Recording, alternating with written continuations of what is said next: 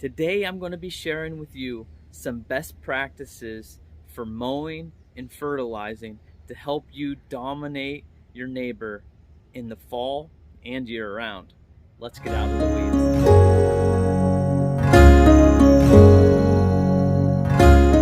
Welcome to yet another video. My name is Steven. Thank you guys for joining me. I appreciate all of you guys who have liked my videos and subscribed so far. It really does help me grow the channel. And so I actually had a friend text me, and he had some suggestions for some content based around some general lawn questions that he had.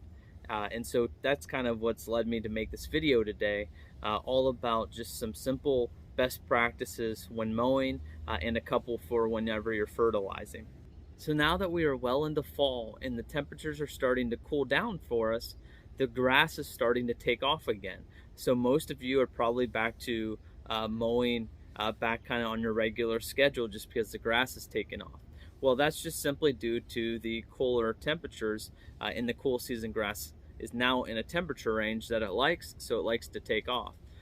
Plus, with a lot of people doing fall renovations, people might be fertilizing more, doing more seeding, different things like that. That's really kind of helping the lawn to grow quickly as well.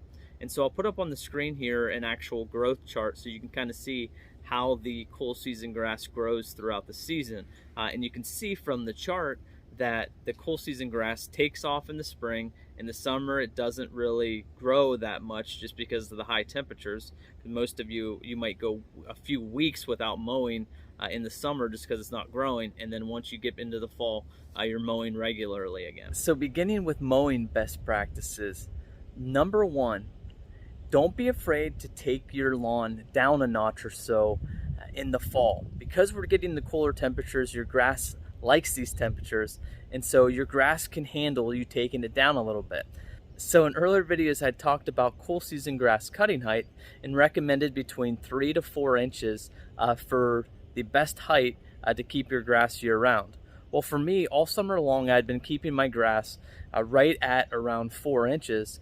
And so now that I'm into the fall and the cooler temperatures, I've actually taken it down and I've been cutting my lawn right at 3.5 inches. Taking it down a notch will also help us get ready for whenever we make our final mow in the winter.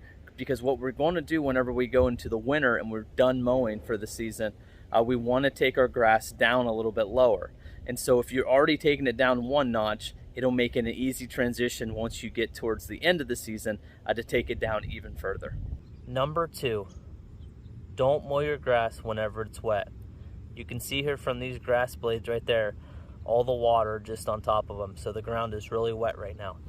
And so we actually had a little bit of rain here yesterday and last night. And on top of that, too, the cooler temperatures in the morning, it's morning here. So you get some of the dew on the ground. And so that's one thing to note whenever you're wanting to go outside and mow, is to make sure that the grass is not wet. The reason we want to wait for the grass to be dry to mow is because whenever you mow your grass, whenever the grass blades are wet, is that grass is a lot harder to cut cleanly whenever it's wet. So your mower won't be able to get through it near as cleanly, and so you can actually do some tearing of the grass instead of cutting, which will just kind of stress out your grass, and then also just leave the ends of your grass not looking like a clean cut. It'll be a real rigid edge because it's tearing it instead of actually cutting it. The next thing with mowing when it's wet is that it also clumps up, so the grass will clump up a lot easier and be able to bog down your mower, and then also leave clumps around your lawn, and then the clumps on top of your lawn can actually kill some of the spots by having the grass just laying on it. And so you want to make sure that the grass is completely dried out before attempting to mow it. So number 3, now your grass is dried out and you're ready to mow, but use caution because the ground may actually still be soft, especially if it hasn't been that long since it's rained. And so whenever you're going to mow, even if your grass is dry and your ground is soft, is make sure you're changing up your mowing patterns. Always consistently get that 4 or 5 pattern rotation going to avoid any ruts in your lawn. So lastly, number 4, is there a best time of day to mow? So if we were in the summer, I would recommend that you either mow early in the day or late in the afternoon, just because our cool season grass is under a lot more stress. And so just mowing in the heat of the day, if you don't have to do that, it's probably better to avoid it. But now that we're into the fall, and the temperatures are down, the grass isn't stressed out at all. So it really doesn't matter what time of day you want to mow. I would say that the one you have to watch out for the most is probably earlier in the morning in the fall, just because with the cooler temperatures and us getting the dew on the ground. So a lot of times it takes a little while in the early morning on a fall day for that grass to dry out. Now let's talk about fertilizer best practices. Number one, can you fertilize before you mow, or should you mow then fertilize? And so the answer to that is that it really doesn't matter. But for me, I actually have a preference. I actually prefer to fertilize before I mow. So if I fertilize after I mow, it will actually mess up the pattern that I did in my lawn because of the big wheels on the spreader. They would actually make kind of a new path kind of in my lawn that doesn't really go with the one that I mowed. And so I prefer to actually fertilize before I mow. And I actually live by this saying: you mow before fert, it's going to hurt. Fert before mow, and I'm good to go. Actually, I just made that up right now. Fertilizer best practice number 2: burning out your lawn with fertilizer. Yes, it can happen, but it is unlikely to happen. And so I've talked about in my fertilizer video recommending using an organic fertilizer whenever you're first getting started with lawn care, just because you don't have to worry about it burning it out. But don't be afraid of synthetic fertilizers because they are really good fertilizers, and it's harder than what you think it is to burn out your lawn. And so right here beside me, I have what I'm actually getting ready to put down on my lawn today.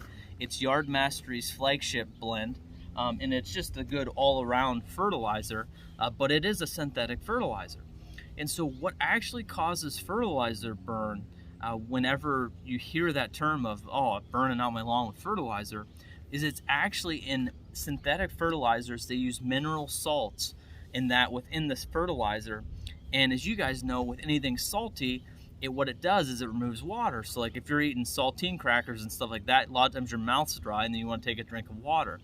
And so that's what happens to your grass with synthetic fertilizers, is if you do it overly, like if you dumped a bunch just on your lawn, that salt is actually going to remove the moisture from the grass, helping it to dry out. So then what ends up happening is I put fertilizer down, I dump a spot, or I just go crazy heavy and don't follow what the bag says to do. It removes moisture out of my grass. The sun comes out and just bakes the grass because there's no moisture in there. And so that's how you actually get the fertilizer burn, as opposed to organic fertilizers. They're using all just organic fertilizers so that you're not getting that risk of burn. But don't be overly afraid of that, because it's much harder to do than what you think. It really takes a lot of not listening to the directions for you to actually burn out your lawn with fertilizer. So go ahead and go and fertilize today. And so I hope you guys enjoyed this. I'll see you guys next time when we get out of the weeds and into the lawn.